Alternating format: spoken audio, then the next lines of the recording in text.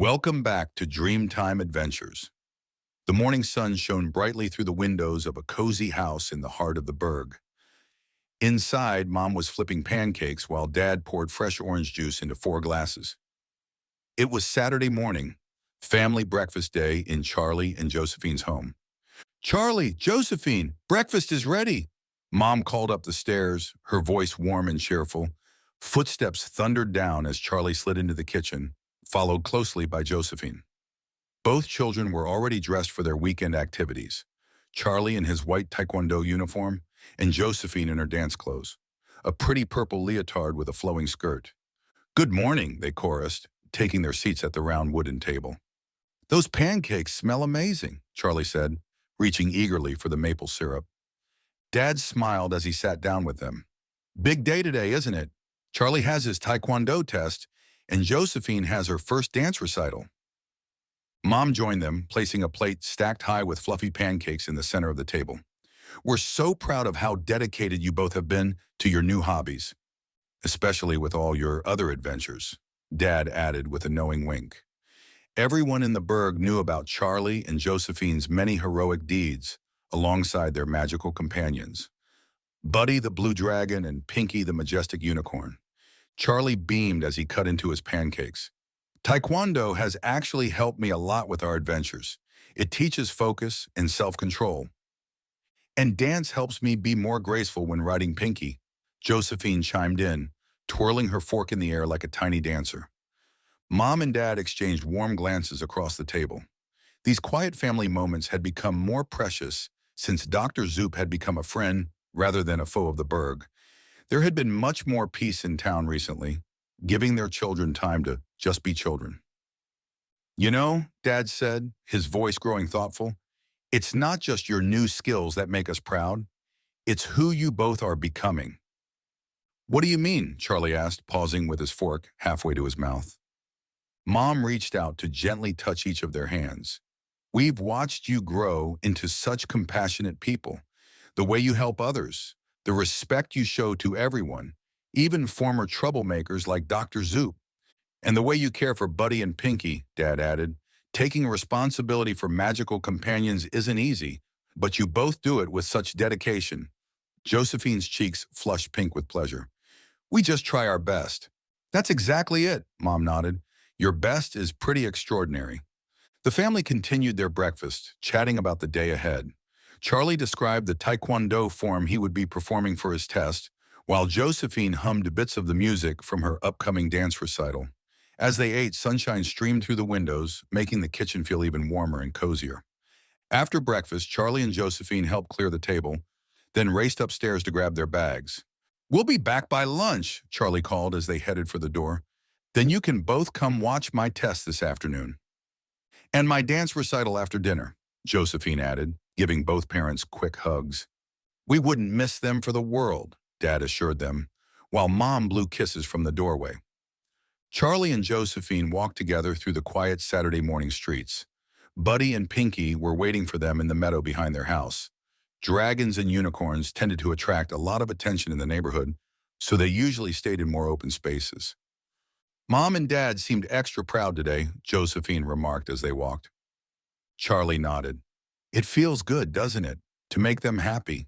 "It does," Josephine agreed. "And it's been nice having more normal kid time lately. Not that I don't love our adventures."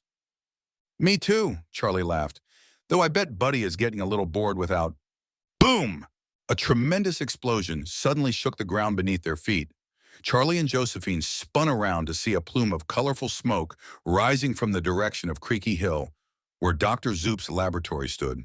"So much for a quiet Saturday," Charlie muttered, but he was already running toward the meadow with Josephine right on his heels. They found Buddy and Pinky already alert, both magical creatures staring toward the smoke cloud with concerned expressions. "We need to check if everyone's okay," Josephine exclaimed, climbing onto Pinky's back. Charlie nodded, swinging himself onto Buddy. "Let's go!" Within moments, they were soaring through the air toward Creaky Hill. As they got closer, they could see that Dr. Zoop's laboratory was surrounded by swirling, rainbow-colored smoke that seemed to be growing thicker by the second. "I can't see the laboratory," Charlie called out. "The smoke is too dense." Josephine guided Pinky to circle above the smoke cloud. There must be a way in. Dr. Zoop, Rusty, and Razzle could be in trouble. Charlie remembered his taekwondo breathing exercises and took a deep, calming breath. Let's think about this logically. Buddy, can you create a wind current with your wings to clear some of the smoke? Buddy nodded and began to beat his powerful wings, creating strong air currents that pushed some of the colorful smoke away. A small opening appeared, revealing part of the laboratory roof. Good job, buddy, Charlie encouraged. Now let's try to find the entry point. With careful navigation, they managed to locate the laboratory's main entrance. Landing nearby, they could hear coughing and mechanical whirring from inside. Dr. Zoop? Rusty? Razzle? Are you in there? Charlie called out, staying low where the air was clearer. Help! Came Dr. Zoop's voice from inside. My magnificent mood-changing potion exploded.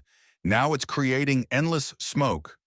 Josephine, who had landed nearby with Pinky, assessed the situation. Her dance training had taught her to be spatially aware, and she quickly spotted a pattern in the smoke's movement. The smoke is coming from that large purple beaker, she called to Charlie. If we can seal it somehow, maybe the smoke will stop spreading. Charlie nodded. But how do we get to it through all this smoke? We need to clear the air somehow, Rusty called out from somewhere inside. Charlie looked at Buddy with sudden inspiration. Buddy, you cleared some of the smoke outside with your wings. Can you do the same thing in here? Buddy nodded determinedly. With careful precision, he positioned himself at the laboratory entrance and began to beat his powerful wings, creating strong air currents that pushed the colorful smoke up and out through the laboratory's windows and skylights. Slowly, visibility improved inside. It's working, Josephine exclaimed. I can see the purple beaker now, but we need something to seal it. Charlie looked around and spotted Dr. Zoop's special heat-resistant gloves hanging by the door. I'll use these to reach the beaker. Josephine, see if you can find something to use as a lid. While Charlie carefully made his way toward the bubbling purple beaker, Josephine danced her way through the laboratory, quite literally. Her dance training allowed her to move with precision between the obstacles and hazards, eventually reaching a shelf with large rubber stoppers. These should work, she called, tossing one to Charlie. With the heat-resistant gloves protecting his hands, Charlie carefully approached the violently bubbling beaker. Using one quick, decisive movement, much like the strikes he had learned in taekwondo, he placed the stopper firmly on top of the beaker. The effect was immediate. The rainbow smoke production ceased, though plenty still swirled around the laboratory. With the ventilation system continuing to work, the air gradually cleared to reveal a soot-covered Dr. Zoop, along with Rusty and Razzle, who were huddled in the far corner. Thank goodness you arrived, Dr. Zoop exclaimed, his wild hair even wilder than usual and now tinted with all the colors of the rainbow. I was trying to create a potion that would change color based on the drinker's mood, but I added a bit too much fizzy fizzle powder. Rusty's mechanical voice added, We tried to contain it, but the explosion knocked us backward. Is everyone okay? Josephine asked, checking Razzle for any damage while Charlie examined Rusty's systems. Just a little shaken up, Dr. Zoop admitted, and very colorful, as you can see. Indeed, everything in the laboratory, from the furniture to the occupants, was now splashed with rainbow colors that shifted and changed depending on the angle you looked at them. With the immediate danger contained, Charlie and Josephine helped clean up the worst of the mess.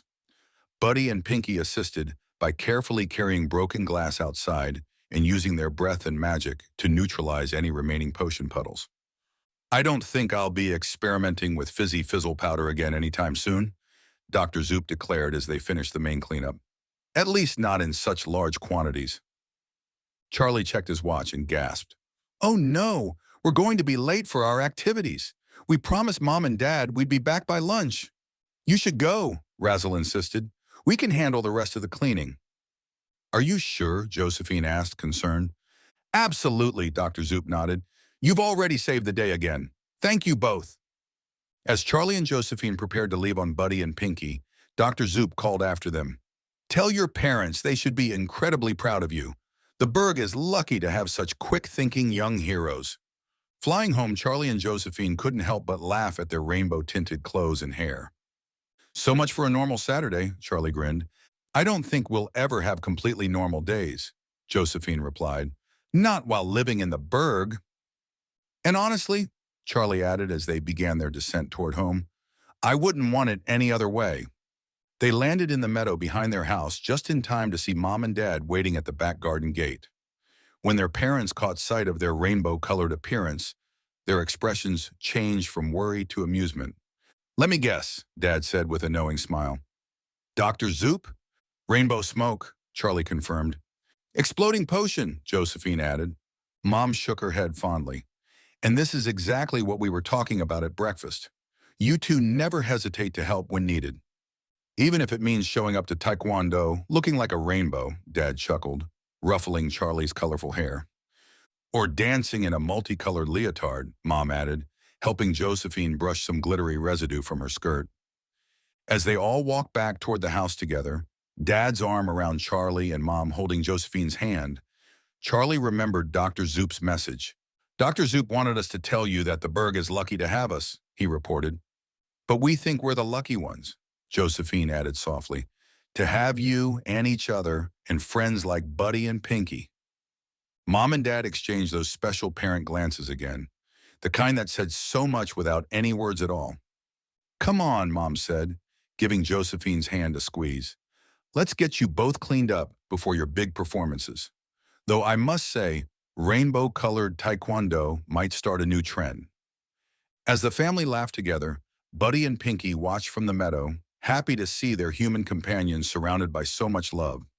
And so ended another magical adventure in the burg, teaching us that whether we're learning new skills, helping friends in need, or just enjoying time with family, every day holds its own special kind of magic.